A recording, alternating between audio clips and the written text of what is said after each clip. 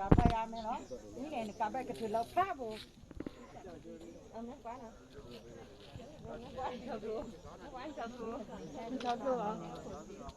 Nếu như cái con này đẹp phải này không? Này sai con này là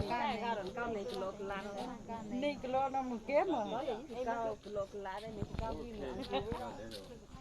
Anh có thể tí mà nuôi. Như cái mà cái chúng tay con này là.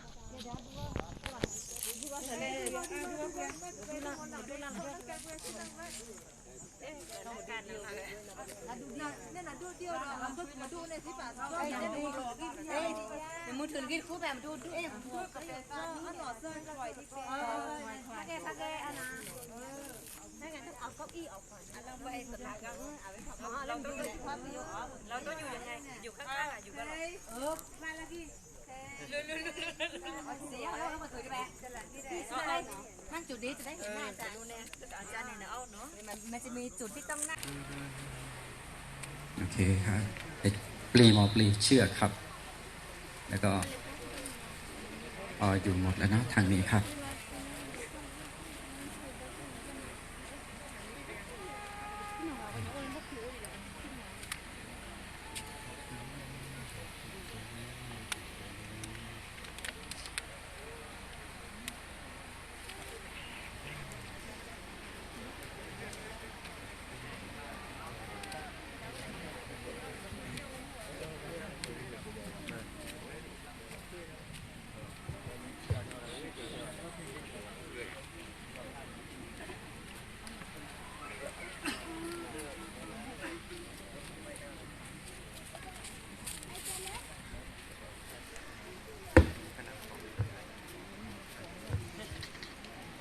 ร้องเพลงตอนนี้เลยครับ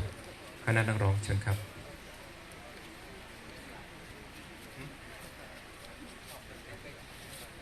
ครับเปิดเป็นเครื่องเสียงก็ได้เชิญครับขอสงวนพื้นที่นะครับเฉพาะคนที่จะทำงานนะครับคนอื่นให้อยู่กับที่นะครับ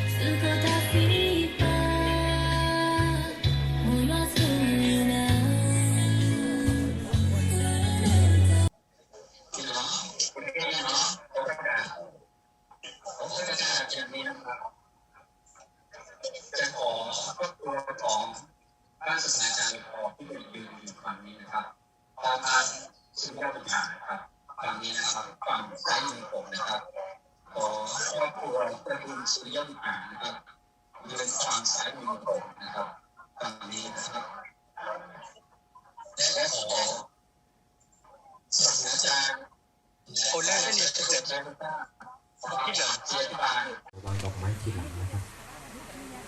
ตอนนี้จะให้เฉพาะครอบครัวก่อนนะครับ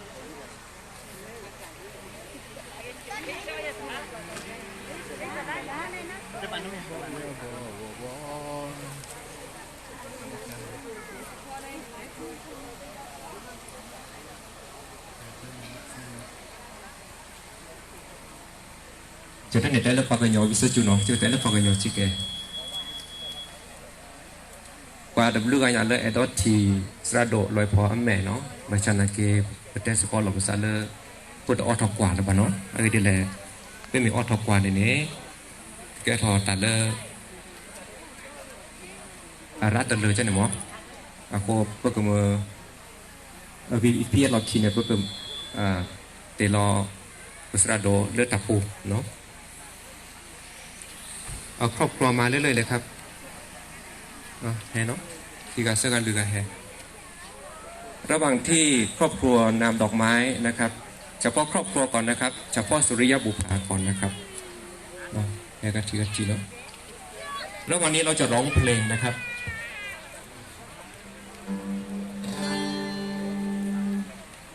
มีคณะนักร้องที่มาอยู่ท่ามกลางเราบ้างไหมนะครับเพราะว่าอาจจะมีนักศึกษามีใช่ไหมเพราะว่าหลังจากนี้อาจจะยาวนิดหนึ่งนะครับเราต้องการที่จะมีคนร้องเพลงหลายๆคนนะครับเราจะร้องเพลงเมื่อครั้นเป่าแตรนะครับหลังจากที่ครอบครัววางดอกไม้เสร็จแล้วขอทีมงานนะครับที่จะนำเชือกนะครับที่จะนำร่างของท่านลงไปยังหลุมได้นะครับ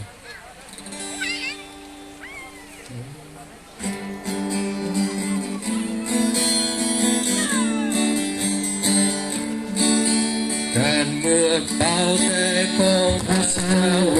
ลาของโลกก็ถึงที่สุดและพระเยซูกลับมาและเราไปสวรรค์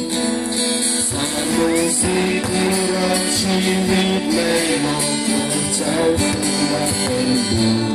ทางตัวชื่อเบื้องบนชื่อข้าก็อยู่ที่นั่นเรียกชื่อที่เลื่อนเกษมสุขเรียกชื่อ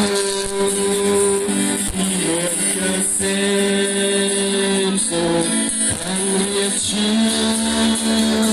ที่เลื่อนเกษมสุขครั้งเรียกชื่อเบื้องบนชื่อข้าก็อยู่ที่นั่นเวลานั้นสิทธิ์ของพระองค์ผู้ตายไปแล้วจะคืนชีวิตและจะเข้าในรัศมีบนเมืองสวรรค์